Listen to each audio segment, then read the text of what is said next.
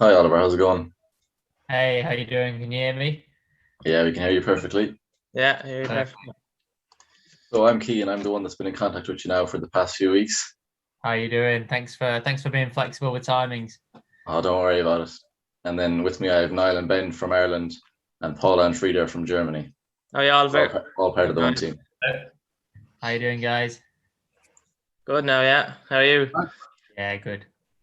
Good stuff. So we'll just jump right into it. I'll have questions and then we'll pass it on one by one. Sounds good. Perfect. So for all those who might not know, could we have just in your own words what it is you do?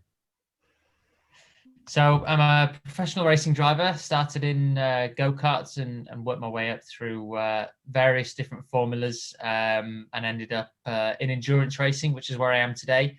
And do all sorts of things on the side connected to in and around automotive, from presenting and stunt driving to track days and automotive work, working with manufacturers around the world. So kind of anything with four wheels, and I'll have a go. Brilliant. And you said you started in go-karts. What age was it when you started? So yeah, I started at about 11 or 12 years old, which is double the age of some people now, which is quite crazy. And I only ever did about a year and a half of karting, and I only ever did club karting within the UK. And that's where it kind of stopped in that sense. I didn't really progress onto any international karting.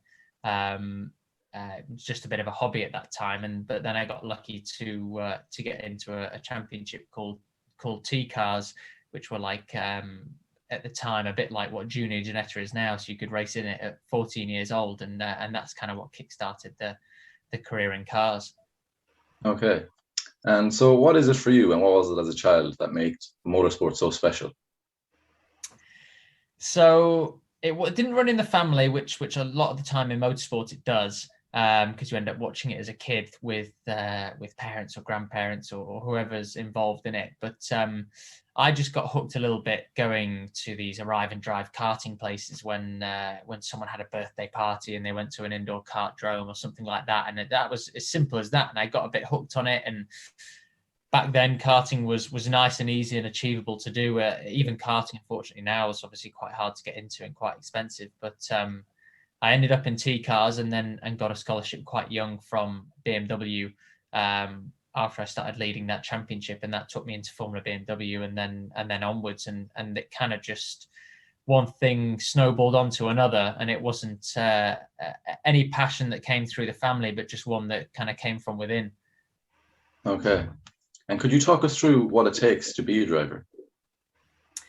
So yeah, now it takes, obviously the obvious thing is the speed. So you got to have good speed, good reaction. But now more than anything with the cars, how quick they are now, your fitness has got to be a very very key factor. So the G forces that some of these endurance cars, LMP1 cars, Formula One cars, and otherwise endure, kind of between that 4 and 6G, everything weighs 4 or 5, 6 times as much. So your head that weighs kind of 10, 20, 30 kilograms becomes all of a sudden, way more than that. Or sorry, should I say 10 becomes 30, 40.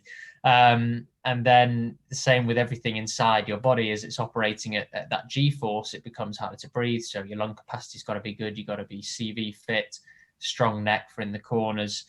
But aside from the speed and the physical side, you've also got to have good connections. So you've got to be almost all in one. You've got to be a good businessman, good at marketing and everything else, and good with people. Because back in the day, I think if you were quick enough, you could get in. But now, unfortunately, it would be easy if that was, well, not easy. It'd be nicer if that was still the way. But now you've got to have the underlying speed, determination, and fitness. But then, unless you know the right people or can open the right doors, it won't get you in there. So that's something I learned quite early, is that you've got to speak to everyone and know everyone, and make sure that when that opportunity appears, or luck, should we call it, appears, that you've made your own luck and make sure you're there at the right time.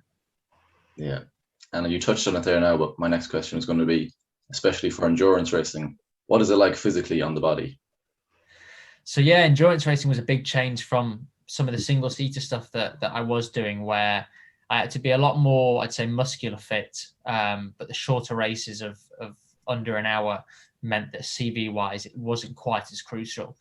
Then when I went into endurance racing and 24-hour races, it was the weight loss that was the toughest thing. So a little bit like a boxer, we have to put on quite a bit of weight before a race weekend and make sure that we've got enough reserves so that when we lose weight, especially in the hotter countries, for instance, in like Bathurst or, for instance, Dubai 24-hour, you can lose 4, 5, 6 kilograms in a 24-hour race in body fluid. So making sure you're hydrated and fit and healthy, and also start the week with enough reserves so that when you do lose that mass, you're not going dizzy and you've still got the salts in your body and concentrating well. It becomes more of a CV style fitness. You've still got to be strong and physical, but generally for the 24-hour races, a lot of the categories are GT, which means the G forces are slightly lower. Still high enough, but I think in GT racing, you're kind of looking around 3 rather than the 6 that, for instance, Formula 1 would go to. Okay. So, hi Oliver. Could you talk us through what it's like to do a race, say constantly having to be alert and that sort of thing? Yeah, so the stress is not only physically but mentally during a race weekend are quite long and quite tough now. The race weekends are, especially the 24-hour, for instance, for Le Mans, they start the Sunday before the race even starts. So you've got a whole week's worth of testing, media duties, scrutineering, which happens in the town, and then you've kind of got drivers' parades, fan parades, then you've got engineering briefings that happen. You've got night quali and night testing. So before we even get towards the main crux of the weekend, the Friday, Saturday, you've already done hours in the car and been in the country for a week already.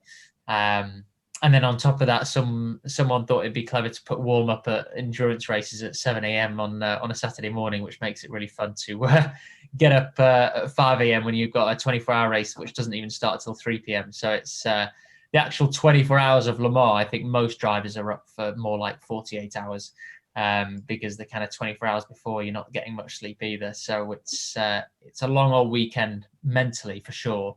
And Le Mans has a lot of straights, so I'd say it's more of a mentally physical track than it is an actual physical track. So you kind of touched on it there too, but how important is it to be in contact with your engineers? Always giving feedback about the car and just how it feels at that time, like. Yeah, it's very important, especially endurance racing as well, because you've got to have a car which is drivable for all 3 drivers. So having a car which is very on edge and maybe super quick in qualifying and only works in a short window of temperature and weather condition and maybe even driving style doesn't help the car win, because if either the weather changes or the driver who's getting in the car next doesn't like a car which is a little bit too oversteery or a little bit too understeery or vice versa, then it's not quick over the average. It's all about how quick the car can be over 24 hours. So setting up an endurance car is certainly different to setting up a car that you're driving by yourself, because you can have it the exact way you want.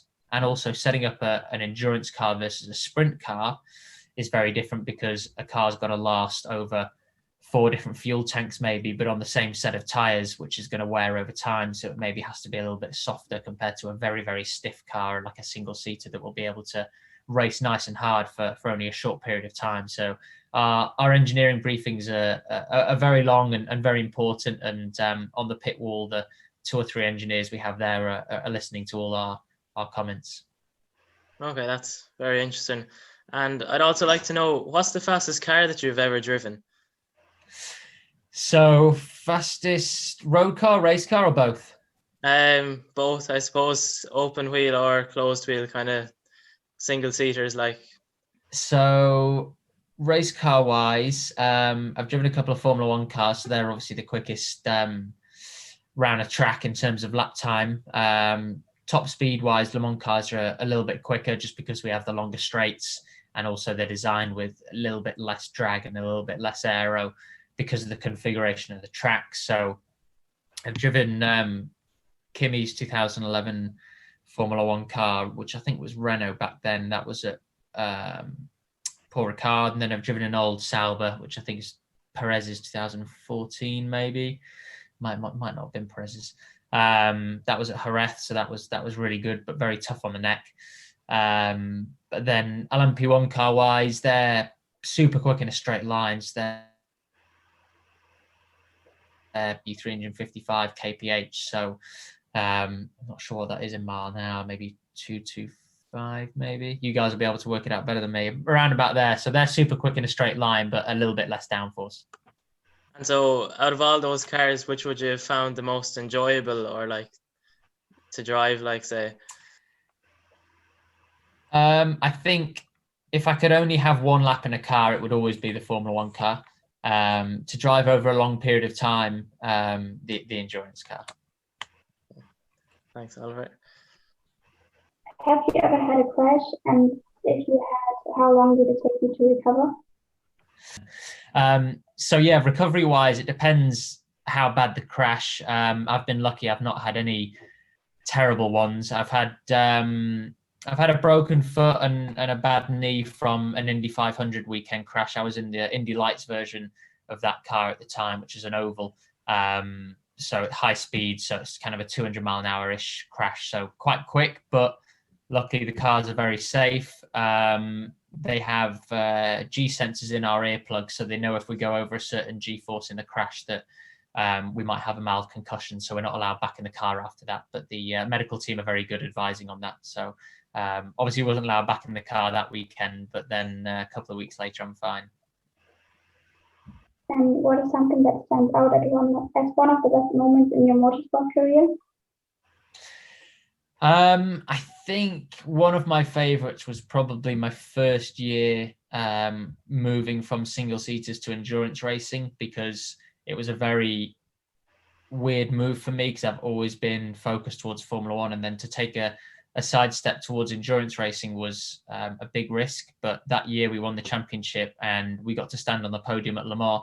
And I'd never even been to the track before to see it. So to go there the first time and be on the podium was an incredible feeling.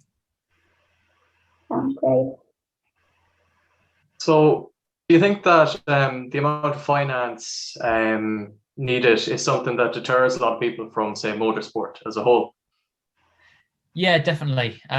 It's a shame that it costs so much to do this sport, but it's also, on the other hand, extremely understandable why it's so expensive to do this sport. There are definitely ways in which a lot of these championships can improve.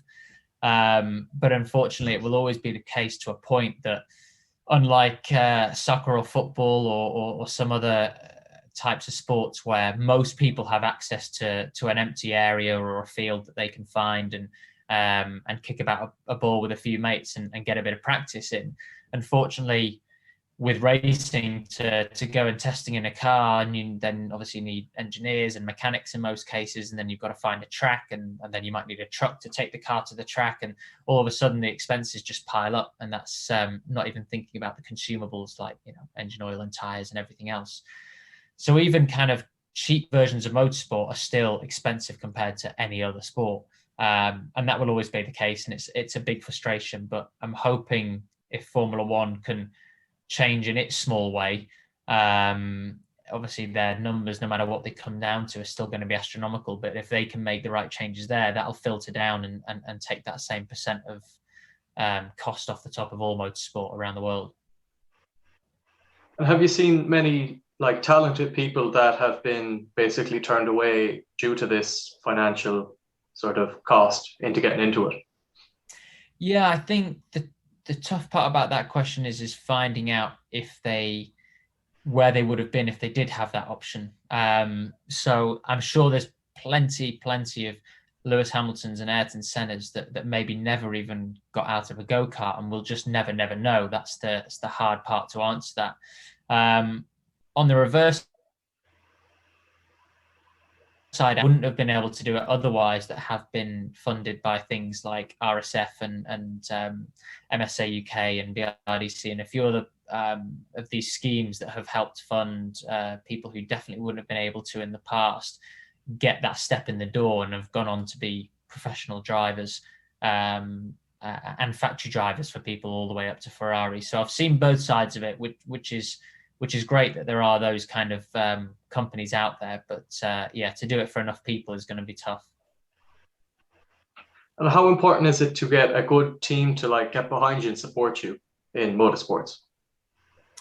Yeah, very important. I think if the team, first of all, the team have got to see your speed and understand that you're the right person to do the job. And then once they've seen that, if they are dedicated to you and you gel as one, as we can see in Formula One, when you've got a Verstappen with Red Bull or a Lewis with Mercedes, when a particular driver gels with the team, it almost makes it impossible for a new driver to come in and challenge and do as well, because that synergy just works so well. And the only way to find that out is by drivers moving around in teams.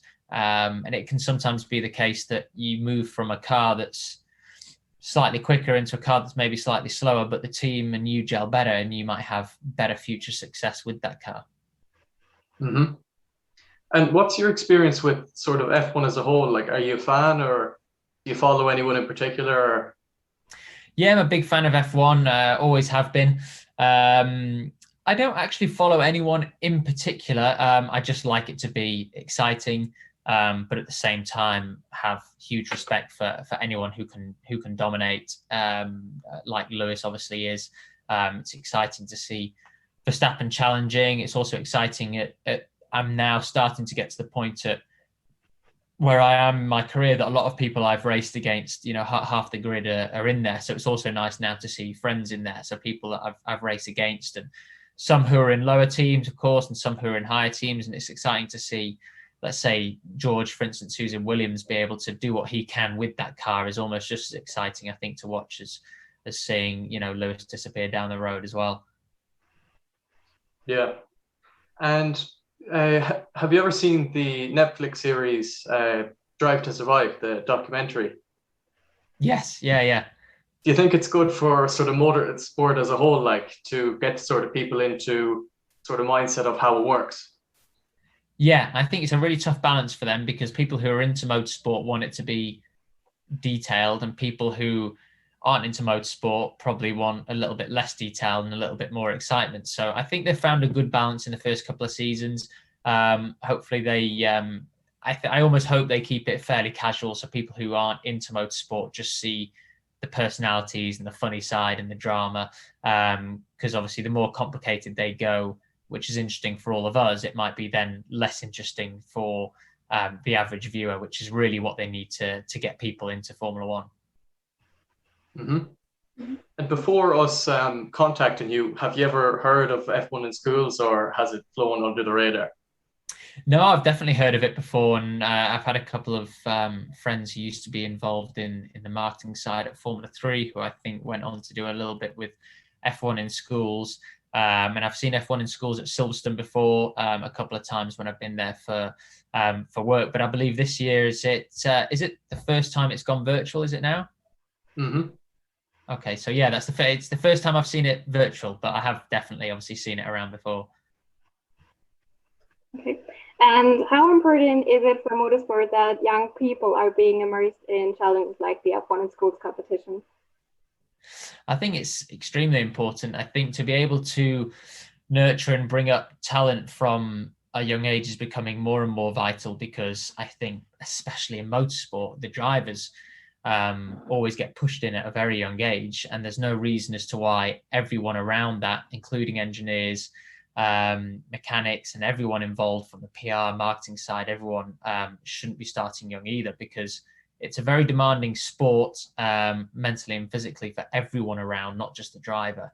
So I think F1 in schools, bringing people up into that, is good, not only for the people involved, but for teams who should be looking for young, fit, dedicated people who have that energy to travel the world, which is pretty much 90% of the year to these race weekends, especially when it comes to Formula One. Mm-hmm. And what do you think can make a team in the F1 in schools competition stand out? Oh, that's a good question. Over the years that I've seen it, when it's come at Silverstone, I've seen some crazy ideas. I think the whole package. I mean, it sounds like a bit of a boring answer, but I think being able to have not just kind of one crazy standout idea, but that whole package from all sides is appealing to, because you're appealing to big conglomerate companies who obviously have got their heads switched on. So I think of something else, I'll say, but that's what I can think of for now. Okay, and it is a goal of F1 in schools to have more girls in the competition. So how important do you think is that? Yeah, I think it's really important, and it's really exciting to see things like Extreme E and some friends of mine who have gone into that and now are being able to travel the world in these really, really cool cars that, you know, Formula E, but off-road, and share the car with some extremely professional people, both sides, you know, from the world of rally and road, but then also having a female competitor and a male competitor in every single team is great, because then you have an even amount of doors open throughout the field. Whether that would work in Formula One or not would be tough, because of the strict emphasis on making sure whoever's the quickest has got to be in. But I think that's more exciting that way, because then when the next female does come into Formula One, people know it's because of the right reasons. Extremely have done a great job at opening the door, and then I hope that propels forward people, you know, like Jamie Chadwick and more engineers and more people that you're starting to see in and around the paddock. Yeah. Will you be watching and following the F1 in schools competition now, thanks to this interview? Yeah, definitely. I'm going to be watching you guys. I'll turn off when everyone else comes on. Okay, perfect. And do you think it's important that people like us who are involved in the competition play a role in attracting more participants in the future years? Yes, definitely. And I think obviously you guys have got a good mix, and you all seem intelligent and switched on. I think if you can show the right things, especially for virtual, which hopefully will have an even wider audience than normal, will push the right people in the future to do the same thing. Yeah. After this interview, what are your thoughts on the competition? I think it's exciting. It's nice to know people that are actually in it, because I've seen it before in person and seen some testing and been to Silverstone when it's been in a round, but never had someone to cheer on or support. So it's exciting now. Okay. Thank you. That's great. That's all our questions now, Oliver. It was very good. Thanks a million. No problem. Thanks very much, Oliver. Thanks for that. Thank you.